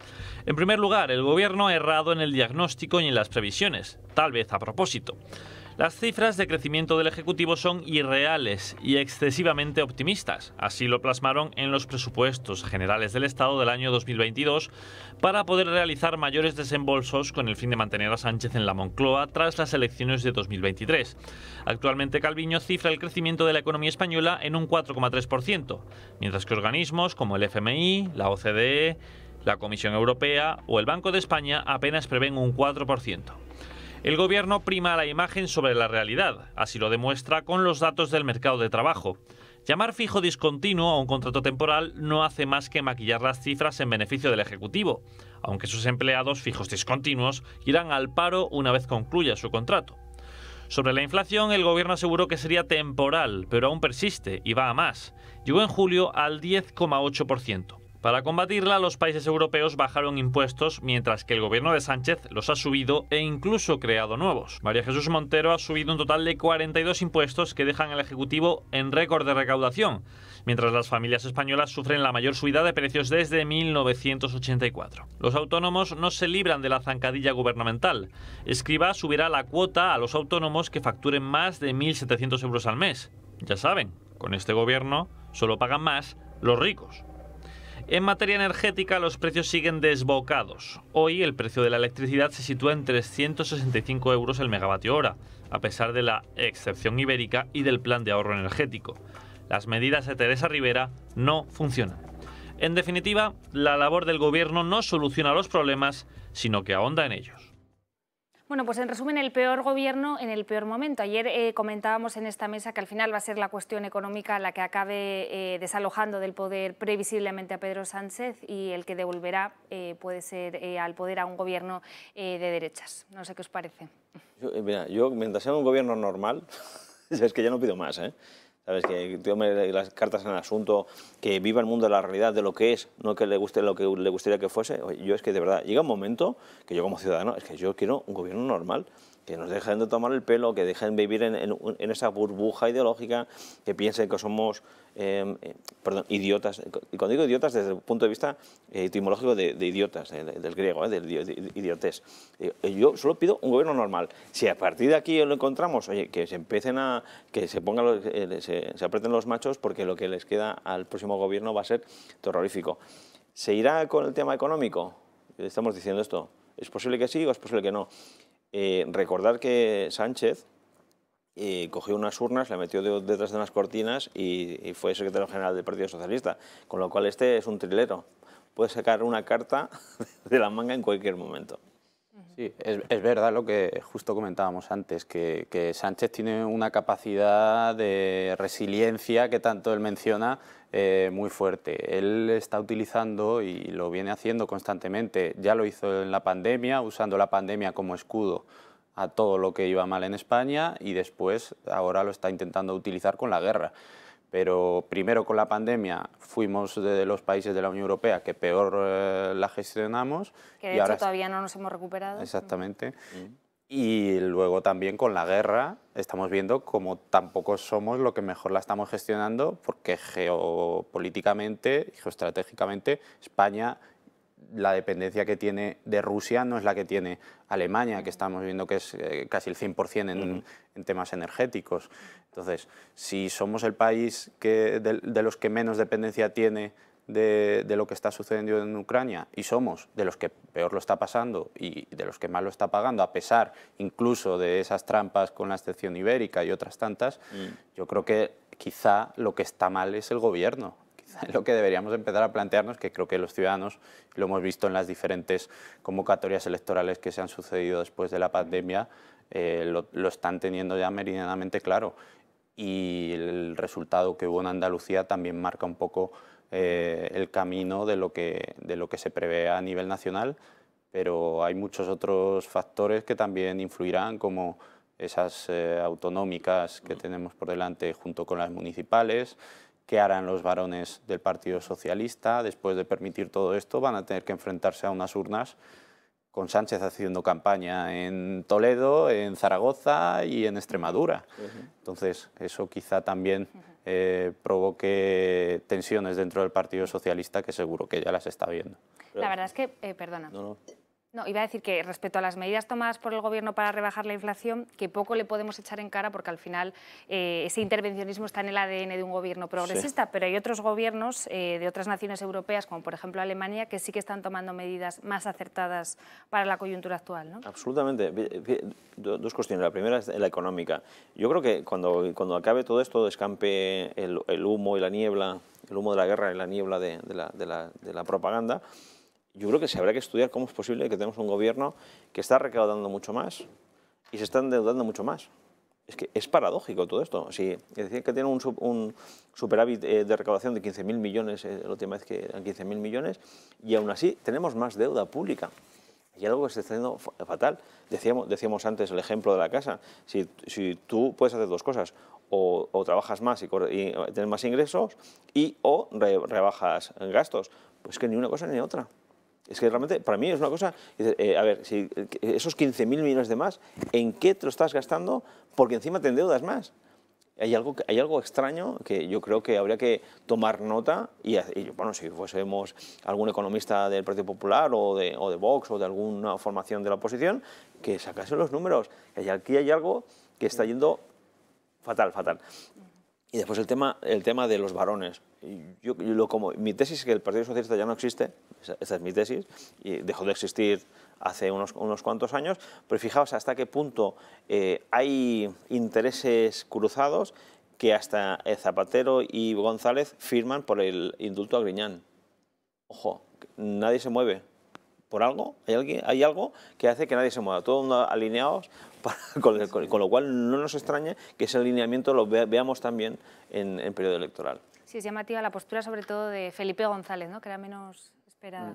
Y retomando el tema económico, además de la recaudación que están teniendo, unos fondos que están llegando desde la Unión Europea de recuperación que ningún gobierno ha tenido esas facilidades y también para endeudarse con esas flexibilidades que hemos tenido con el déficit. Entonces, si con todo y con eso no conseguimos remontar, de verdad yo creo que esto es para estudiar, como bien dices, cómo no es posible, teniendo todas esas facilidades, que España salga adelante y por lo menos recuperar los niveles prepandemia, que eso es lo verdaderamente sangrante, que todavía no estamos al nivel de lo que estábamos antes de todo esto. Ayer comentábamos aquí que hay españoles que ahora mismo tienen que endeudarse no para lo tradicional, como comprarse un coche o una casa, sino que tienen que recurrir a créditos pues, para algo tan común como ir a la compra, para pagar la luz, etcétera, ¿no? O sea que la situación es preocupante. Y ahí vienen los colegios. Los colegios, el sobrecoste. O sea, yo recuerdo cuando lo peor de la crisis económica del 2008, muchas familias, digámosle, clase media, normales, todo ciudadano es normal, dependiendo, es igual el estatus económico, ¿no? Pero digamos esa normalidad socioeconómica o esa habitualidad socioeconómica, veías que iban a comedores a recoger comida porque si no podían pagar el alquiler o no podían pagar el gas. Y eso nos vamos a enfrentar, ¿sabes? Y el escudo social, esto que son tan buenos, son unos genios del lenguaje, el escudo social. Que es una mentira, una palmema. El escudo social significa que esas personas, hay que ver la degradación psicológica de una familia que tenga que hacer eso.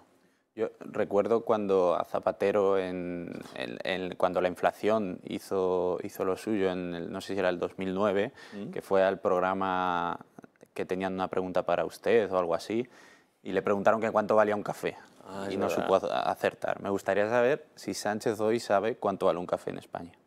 Yo creo que lo desconoce que no. Y creo que eso también afecta a su forma de gobernar, cómo la desconexión que hay de Moncloa con los problemas de la ciudadanía es total, cómo lo hemos visto con las diferentes intervenciones por parte del Ministerio de Igualdad, por parte del Ministerio de Transición Ecológica. Parece que no hay nadie que viva en la realidad dentro de ese ministerio. O sea, viven en una burbuja en la cual creen que todo funciona diferente y que todo es sencillo y la gente pues se puede endeudar para ir a hacer la compra y se puede endeudar para cualquier cosa y puede gastarse 50.000 euros en un coche eléctrico, 20.000 euros en poner placas solares. Ojalá pero no es el caso. Pero es que dentro de los ministerios parece que sucede eso, que viene una burbuja. En otro lado, es que fíjate, claro, eso de los coches es interesante porque este gobierno progresista de izquierdas subvenciona el coche eléctrico que solo se puede comprar una clase media alta.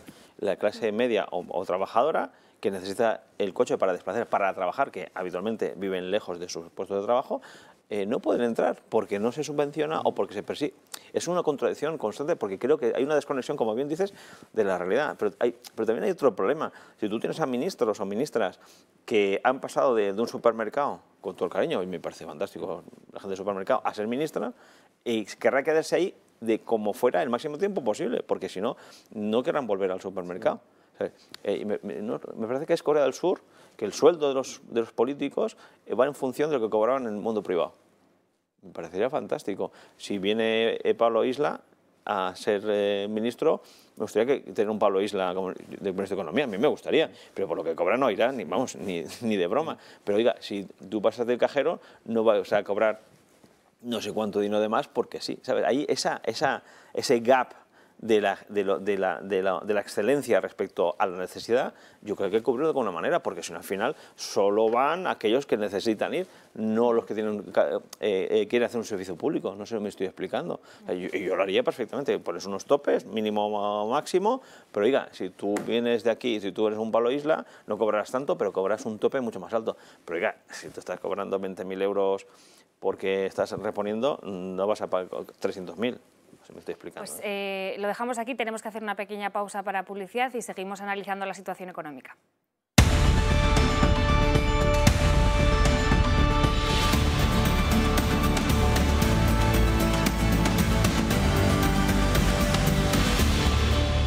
Pues estamos de vuelta en la redacción abierta del verano. Hablábamos de la situación económica que atraviesa el país y de la nefasta gestión que está haciendo el Gobierno, engordando esas cuentas públicas y gastando más dinero. ¿Y en qué lo hace? Bueno, pues por ejemplo, en la guía que ya está elaborando el Ministerio de Consumo, liderado por Alberto Garzón, y en la que se van a gastar, atención, 50.000 euros para guiar, para orientar a los padres sobre cómo no caer en la trampa de comprarles juguetes sexistas a sus hijos. Se trata de una guía en la que, por ejemplo, bueno, pues se darán una serie de pautas, como por ejemplo no caer en estereotipos de comprar juguetes o asociar el color rosa, mejor dicho, a las niñas y el color azul a los niños, en no etiquetar a un niño con que le gustan juguetes de temática bélica y a una chica con que hay que regalarle algo relacionado con la moda, con la magia, con la cocina, etcétera, etcétera. Como decíamos, 50.000 euros que se va a gastar el Ministerio de Alberto Garzón. No es la primera vez que lo hacen, ya saben que en su día llevó a cabo una campaña valorada también en 80.000 euros llamada Huelga de Juguetes, y ahora vuelve otra vez al ataque con esta guía, que por cierto en muy poquito tiempo va a estar ya disponible. 45.000 ejemplares van a imprimirse y van a circular por diferentes organismos españoles. ¿Qué os parece? Yo no sé qué problema tiene Garzón con los juguetes verdaderamente, pero lo que también se tienen que entender ellos mismos, porque desde igualdad dicen que no hay géneros y ahora Garzón dice que sí, que hay géneros y que hay juguetes asociados al género masculino y juguetes asociados al género femenino. Bueno, yo creo que todo esto va a colación de lo que comentábamos antes, la desconexión que hay desde los ministerios, desde el Gobierno, con la ciudadanía. Todo lo que llevamos hablando durante todo el programa, de la situación de crisis única que estamos viviendo y cómo el Gobierno está a estas cosas. Un ministerio que toda la vida ha sido una dirección general, una secretaría dentro del Ministerio de Sanidad, para contentar a esa parte de Izquierda Unida, pues tiene que hacer algo. Yo entiendo que tienen que hacer algo, pero esto no es nada productivo para el país y lo único que va a provocar pues más hartazgo ciudadano. O sea, lo que al final va a provocar es que la ciudadanía va a decir, bueno, pero ¿por qué se gastan 80.000 euros, que son míos también, que no es que no sean de nadie, es que son de los ciudadanos, en esto? Bueno, yo decidiré qué juguetes le quiero comprar a mi hijo, que no me lo diga el ministro. Eso lo faltaba. Vamos, si va a hacer la compra de Navidad, de los juguetes de Navidad, de los hijos de los españoles, el ministro Garzón, vale. Pero si la van a hacer los padres, que por lo menos elijan ellos los No les des juguetes. ideas, no les des ideas, que son capaces... Que lo haga él con sus ahorros. Acuérdate que al final todos acabamos vestidos igual, como si estuvimos en Corea del Norte, ¿sabes? Porque es que al final el ministro, ¿sabes? Porque es ministro porque es pequeñito y como no hace nada, es un mini ministerio porque no hace nada. Y como se aburre el hombre, pues se le ocurren este tipo de cosas, ¿sabes? Pero aquí la cuestión es una cuestión de bastante más calado de lo que parece. Pues una cuestión ideológica. Es decir, el papá Estado nos tiene que tutelar a los ciudadanos porque somos menores de edad.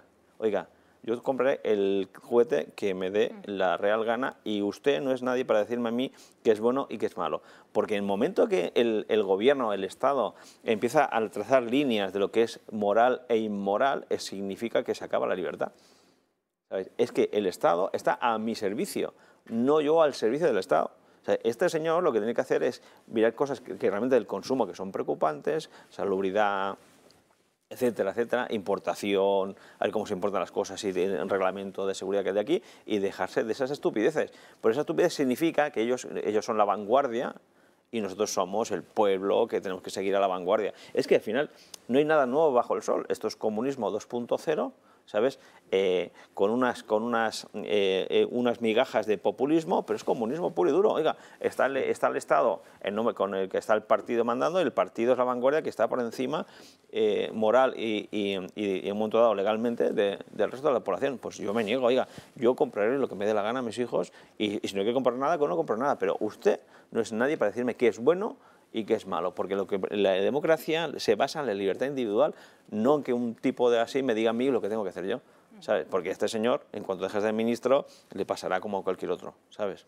Se pondrá otra vez la chaqueta de la RDA y retomará esos valores, que es precisamente lo que estabas hablando tú. Absolutamente. Todos esos valores de concentrar a la ciudadanía, de que no exista el individuo y de que sea el Estado quien diga lo que está bien y lo que está mal. Este verano estaba en Rumanía, un país precioso, por cierto. Y me explicaba uno de allá que cuando era pequeño, con 10 años iba con una bicicleta a 10 kilómetros de su pueblo, un pueblo de allá, cerca de los Cárpatos. Y se paró un camionero holandés que estaba por ahí y habló con los chavales y dice, oh, mira qué bicicleta, es típica tontería. Llegó la policía romana, le deshinchó las ruedas a los niños y les obligó a ir andando a 10 kilómetros porque estaba prohibido hablar con extranjeros porque eran agentes peligrosos. Es que esto es lo que no quieren hacer. Oiga, pero en serio, ¿pero quién es el Estado para decirme lo que tengo que hacer? Para mí es básico. A veces nos perdemos un poco en todo este ruido y tal, pero lo que subyace todo esto son propuestas que rozan ya planteamientos totalitarios, ¿sabes? Con nuestro dinero, con nuestros recursos, con nuestras instituciones. Señor ministro, dedíjese a otra cosa y no a esto. Yo me quedo con esa idea que decías tú antes, que al final está el hartazgo que producen todo este tipo de campañas y este tipo de ideas, que lo que queremos los españoles para el próximo gobierno es un gobierno que intervenga menos en las libertades individuales y que se dedique a gestionar lo que tiene que gestionar, ¿no? Absolutamente, un gobierno normal que, oye, yo incluso entiendo que haya gobiernos que sean socialdemócratas, que digámosle que tienen otra percepción distinta, pero lo que no puede ser es que vayamos al núcleo de lo que es la esencia democrática. Yo entiendo que haya alternancia de gobierno, pues cada X años me parece bien. Oye, esto es la democracia. Siempre. Yo soy muy partidario del bipartidismo, yo creo que es muy sano para las democracias, para evitar que se cuelen cosas extrañas por medio, pero por favor, o sea, dejarnos vivir. Cuanto más libertad, ¿sabes? Incluso cuanto más disensión, cuanto más diferencia, más salud democrática. O sea, hay que leer a John Stuart Mill. O sea, yo creo que todos los adolescentes de nuestro país tienen que leer sobre la libertad de John Stuart Mill. Eso es libertad. Lo otro es otra cosa distinta, pero no lo llamamos libertad. De todas formas, este discurso está muy extendido, no solo en España, viene de la Unión Europea, bueno, en general. Es un discurso, forma parte de un discurso globalista que está muy extendido, no solo, como decimos, en España, sino que obedece a ese globalismo del que nos vamos haciendo presa cada día. Bueno, seguimos hablando de más temas, volvemos a página de tribunales porque tenemos que hablar del ministro de Interior, Fernando Grande Marlaska. Cada día se encuentra más cercado por la justicia, por su participación directa, según consta en el sumario que ahora mismo investiga la justicia española, en la repatriación de cientos de menores de edad no acompañados después de ese salto a la valla el pasado mayo de 2021. Se acordarán esa crisis migratoria que vivimos durante esos días en Ceuta. Miles, decenas de niños también se encontraban entre esos inmigrantes que saltaron la valla y que fueron después devueltos en caliente por las autoridades españolas. Una ONG denunció que había prevaricación en esta devolución de los menores y ahora todos los focos señalan al ministro Fernando Grande Marlaska, que negó cualquier tipo de relación con este caso. Lo cierto es que, según un acuerdo firmado entre Rabat y entre el Gobierno de España, sí se puede repatriar, de hecho se debe repatriar a menores no acompañados siempre que estén identificados. ¿Por qué? Bueno, pues porque se trata de una manera de controlar esa inmigración ilegal y de devolver a los niños pues al lugar al que mejor pueden estar, ¿no? Que se junto a sus familias al otro lado, en este caso de África. No sé si pensáis que puede tener recorrido esta investigación contra Fernando Grande Marlaska o si puede contribuir a un mayor descrédito del ministro. Justo eso que comentas, que se trata del descrédito al final de un ministro y de un gobierno que comenzó hace ya unos cuantos veranos recibiendo el Aquarius, siendo el salvador, el humanitario, el más humanitario de toda la Unión Europea, y que hoy nos vemos encontrándonos en estas denuncias puestas por ONG que en su momento eran aliadas imprescindibles del gobierno. Es decir, lo que hemos visto con el tema de la inmigración y creo que es paradójico todo lo que ha ido sucediendo y cómo el propio gobierno, pues bueno, hemos visto que hasta ha llegado a reconocer el Sáhara, para la soberanía de Marruecos sobre el Sáhara, para garantizar que no haya inmigración. Un gobierno que criticó que no se recibieran refugiados en las ciudades españolas, etcétera, etcétera. Es decir, lo que estamos viendo es un paso más de un gobierno que actúa según necesidades propias totalmente. En este caso, pues lo que no quieren es una crisis migratoria acompañada de todo lo que viene sucediendo, y como para ellos ya no es popular vender la acogida de estos migrantes, pues ya no interesa, entonces pues los devolvemos de forma dudosa. Las investigaciones lo dirán, quiero ser respetuoso con eso, pero de una forma un poco, llamativa para lo que eran sus principios. Claro, ahí está el tema. Yo creo que conceptualmente este gobierno es el paradigma del marxismo, de Groucho Marx. Estos son mis principios y yo no tengo otros. Oiga, ¿sabes? Y no se ruborizan y cogen al Aquarius y hacen esto que puede ser, presuntamente, tiene ciertos visos de ilegalidad. Es que el cinismo es enorme. Pero si nos fijamos más en el cinismo de lo concreto, vemos como de repente una potencia extranjera utiliza a los inmigrantes, unos pobres niños que los enviaron para allá y no sabían ni a dónde iban. Iban engañados algunos de ellos porque iban a ver un partido de fútbol o algo así, ¿no? Imagínate de lo que estamos hablando de esto, como una estrategia de presión de zona gris para presionar a nuestro país. La respuesta de nuestro país, ¿cuál ha sido? Reconocer la soberanía del Sáhara. En cuanto el Sáhara está estabilizado, ¿hacia dónde va a mirar Marruecos? ¿Sabes? Es que a nivel geopolítico es que somos una absurdidad total, ¿sabes? Porque ahora el Sáhara no está estabilizado por el tema de Argelia, una serie de factores ahí un poco complicados, pero en cuanto está estabilizado, el Reino de Marruecos lo tiene claro. El siguiente paso será la presión hacia Ceuta y Melilla, pero ya sin el Sáhara, ¿sabéis? Claro, ya para el territorio, para claro, el territorio. Y ellos no van a renunciar. Entonces, la pregunta es, ¿por qué España no active zonas grises cuando lo atacan con zonas grises? Porque es una cuestión de disuasión, ¿sabes? Porque al final esto ocurre constantemente a nivel mundial. Sabéis que en política internacional no hay amigos, hay intereses. Oye, si yo sé que si tú me haces algo, vas a tener una respuesta, te lo piensas 2 veces. ¿Sabes? Fíjate, en Ucrania Putin no se pensaba que iba a una respuesta y se equivocó absolutamente. Pero si Ucrania, como ejemplo paradigmático también, desde 2014 hasta 2022, la OTAN y la Unión Europea lo hubiese armado suficientemente, Putin a lo mejor no hubiese dado este paso. ¿Por qué? Por disuasión. ¿Sabes? Y disuasión significa que si tú me metes inmigrantes, yo hago X, no tengo ni idea, yo no manejo el ministerio de pero si no, pues oye, anchas Castilla, cedo, te pongo la bandera al revés, te humillo cuando puedo, publico la carta que le envío. O sea, es que realmente es un tema tan grave que yo creo que cuando se empiece la legislatura, cuando empecemos ahora en las sesiones parlamentarias, yo creo que tiene que ser un tema nuclear por parte de la oposición. Y es que lo que ha pasado es que no tiene ninguna lógica, al menos aparente. Y además ahora, lo que comentabas tú, que al final Argelia, Marruecos, que se mueven un poco en función de sus intereses, porque ahora se está hablando de que Argelia también está levantando la mano con todos esos argelinos que han llegado a nuestras costas este verano, por ejemplo, a Lanzarote. Claro, porque al final es que es un talón de Aquiles. O sea, llegan a estos que son unos chipopandi, todo happy flower y tal, pues vamos a darle, ¿sabes? Estás viendo tu vector de debilidad y lo utilizan, ¿sabes? Esto más el rearme.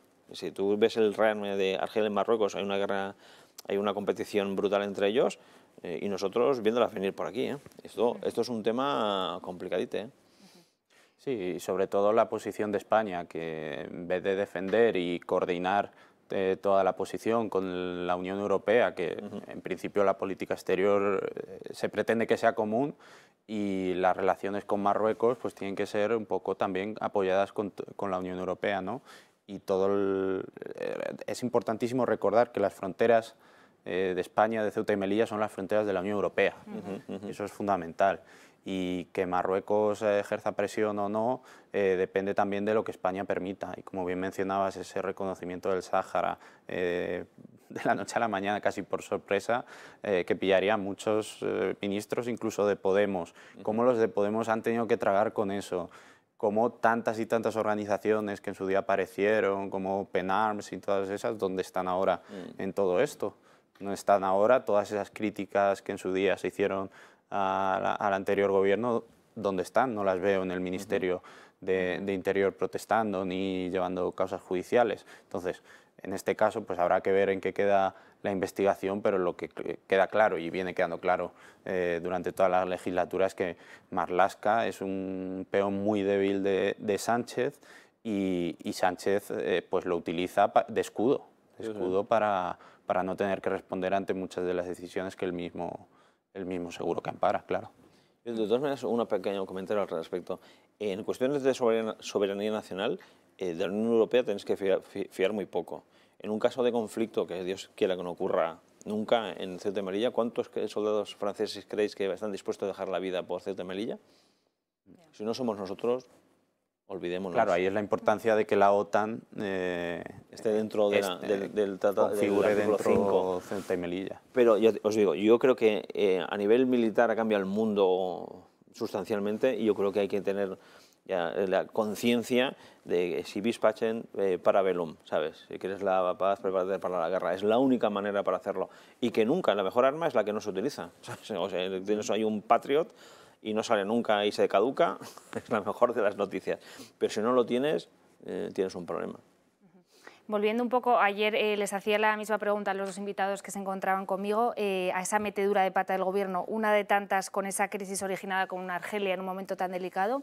¿Creéis que el Gobierno, de cara a este curso político que ya se ha iniciado esta semana, tiene algún resquicio para reflotar sus barcos o veis oscuro el futuro del Partido Socialista?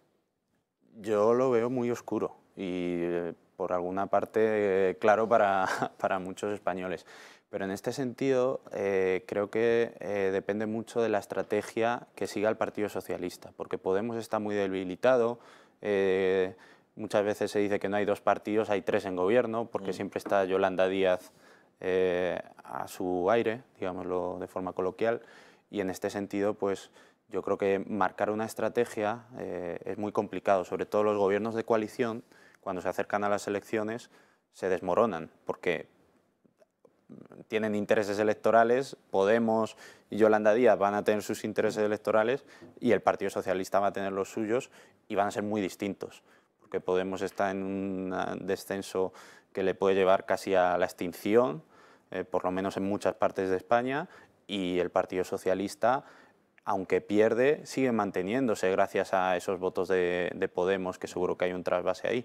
Entonces, veremos a ver cómo Podemos reacciona a todo eso, si se mantiene el gobierno, si a última hora provoca una crisis y sale, es decir, pero lo tiene muy complicado, sobre todo, como venimos hablando, en materia económica. La materia económica yo creo que es lo que puede tumbar al gobierno y no creo que Podemos, llegado el punto, acepte hacer ciertos recortes que vayan ya a certificar su desaparición. Fíjate, si estuviésemos en un, digamos, en un escenario normal de competición entre partidos, donde se busca el que va a ganar respecto a otros, no está lo normal en democracia, aquí la cuestión no es que gane o pierda, es que tenga más de uno para volver a hacer un gobierno Frankenstein. Ese es el riesgo. Imagínate un escenario donde la suma de PP y Vox no es suficiente y los otros tienen 177 o 176. ¿Tú crees que no va a hacer lo que sea para volver a reeditar el Frankenstein con el relato o el cuento que se les ocurra en ese momento? Ya lo ha hecho. Claro, es que ese es el gran riesgo de todo esto. Por eso aquí, yo creo que la clave aquí, y muchos votantes de Vox a lo mejor no están de acuerdo conmigo, es saber decidir cuántos votantes del PSOE le puede arrancar Feijóo. Esa es la clave. Porque ahí se decidirá la batalla de si... Porque al final yo creo que los políticos no entienden que no es una batalla de esencias, es una batalla cultural, Porque si tú quieres cambiar, ganar esa guerra cultural que se pone encima de la mesa, si no estás en el gobierno no sirve para nada, ¿sabes? Porque los instrumentos están en el gobierno, no están fuera. Si no, al final solo haces alaraca, ruido, te enfadas, llegas a tu casa cabreado por alguna cosa, pero en realidad no va más allá. O tienes Moncloa o todo lo demás solo es retórica y humo, no sirve para nada. Con lo cual, yo creo que aquí el centro es fundamental para que no haya el 176+1. Pues lo tenemos que dejar aquí, José Rossinyol, Miguel Ángel Perales. Muchas gracias por acompañarnos, gracias a ustedes también por seguirnos desde su casa y volvemos mañana, ya lo saben, con toda la información aquí a las 10:30. Muchas gracias.